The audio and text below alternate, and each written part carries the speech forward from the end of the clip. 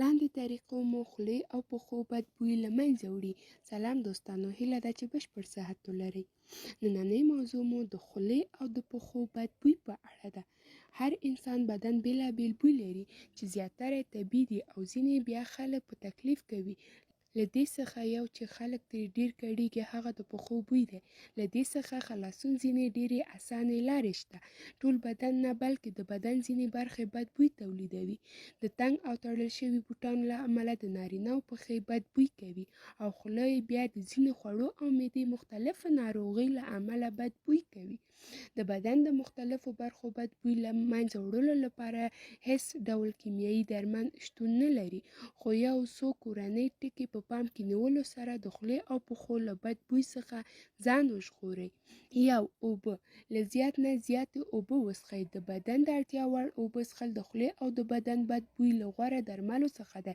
کله چې بدن د اوبو له کموالي سره مخ شي نو په خوله کې د لاړو جوړولو وړتیا کمزورې کیږي او همدا په خوله کې د بدن بد بوی لامل ګرځي. 2. ویټامین سي.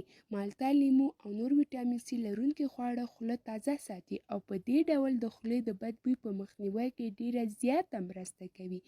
3. مڼه. کله چې مڼه د غاښونو په وسیله پرې کوو نو خوله کې د لاړو جوړولو عملیه تیزه کیږي، کوم چې په طبیعي ډول د خولې له پاکولو سره د خولې د بد بوی هم له منځه وړي. 4. دالچیني چای. دالچیني له نورو بېشمېره ګټو سربېره د خولې بد بوی له منځه وړلو لپاره هم یو له غوره درملو څخه ګڼل کیږي. د دالچیني چای د انسان خوله او تنفس تازه ساتي، نو له همدې امله په ورځ کې یو ځلې دالچیني چای څښل مه هېروئ، په ځانګړي ډول هغه کسان چې د خولې له بد بوی څخه کړېږي. 5. پودینه.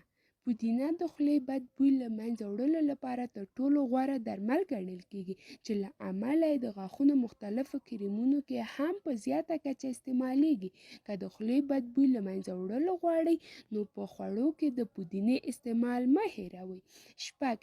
نظافت. د پښو بد بوی له منځه وړلو لپاره باید نظافت ته خاصه پاملرنه وشي. خپل پښې وچې او پاکې وساتئ. له غسل وروسته د ګوتو ترمنځ شته فاصله هم وچه کړئ.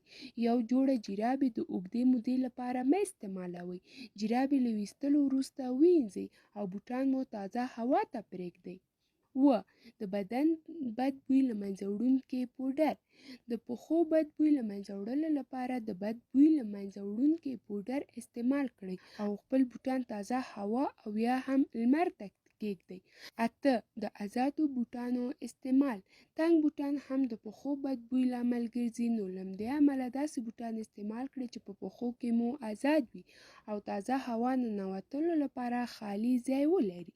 د اړتیا په وخت کې که چیرته څوک نه وي، د بوټانو ایستل او پښو ته هوا ورکول هم په تدریجي توګه د پښو بد بوی مخه نیولی شي.